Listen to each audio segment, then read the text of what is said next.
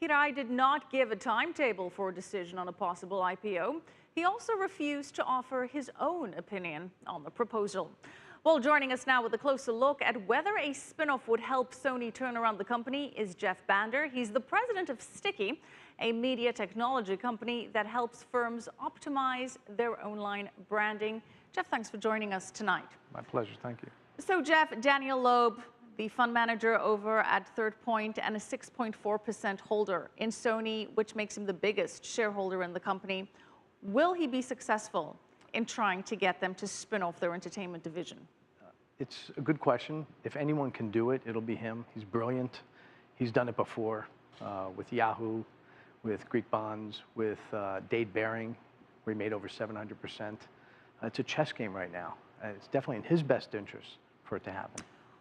Well, he has had success in doing this before, but Japanese companies, culturally speaking, do not usually pay that much attention to what stockholders say when implementing decisions. Do you think this situation could be different? No, I don't. Okay. I really think in Sony's best interest, my feeling is them not to do it. To not spin it off. The operating profits from the entertainment is a big piece, 25%. And to lose that would put a lot of pressure on the company and affect their bottom line. But if they spun it off, would the new entity have a higher cash value? Is it perhaps like cutting off a bad limb and maybe just focusing on the entertainment division? Well, it's actually a good limb. Cutting off the bad electronics limb, that is. But that's really their core business. It's a difficult decision. They need the operating profits. Sony does. Will the entertainment flourish by itself? Yeah, it probably will, but it's flourishing now. Well, the shares are up 98% so far this year, and the company has forecast a 16% rise in profits. So why feel a need to agitate such change? Well, I don't know if Sony does.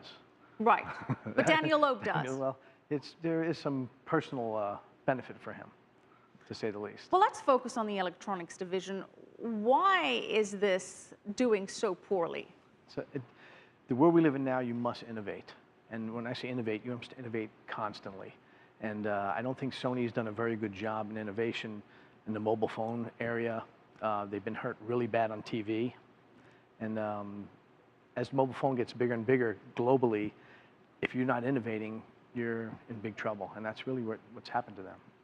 Well, Fitch Ratings disagrees with Daniel Loeb, saying that the spin-off will not solve Sony's problems. Yeah. So in your opinion, what could solve Sony's problems here? I think the best thing Sony can do is really focus on innovation, on their electronics, and I think the CEO is really focusing on the three key areas. They're moving away from TV. Mm-hmm. So which electronics are the prime focus now? The digital and the mobile. Those are the digital imaging and mobile are the two biggest, and games. So when you say innovate, what do you expect to see? They've got to differentiate. They can't just make it a little different than the competitors. Right. They've got to be, and I don't mean to put a pressure on them, but Apple was one of the greatest innovators always. Well, Apple's struggling to innovate right now. That's correct. And other companies are innovating and beating them in the cell phone business right now. And so they're seeing why you can't just rest on your laurels. You have to constantly innovate. Now let's look at the bigger picture. We have Japanese Prime Minister Shinzo Abe calling for a more open-door corporate policy, launching Abenomics, if you will. Do you think we'll see more like foreign shareholder involvement in Japanese corporations? I think with the yen dropping, you're going to see more foreign investment. The key is going to be how the government handles it. And if they're going to have it more open, we'll see more of this. This is going to be a key event. If this does go through, I think you'll see a lot more.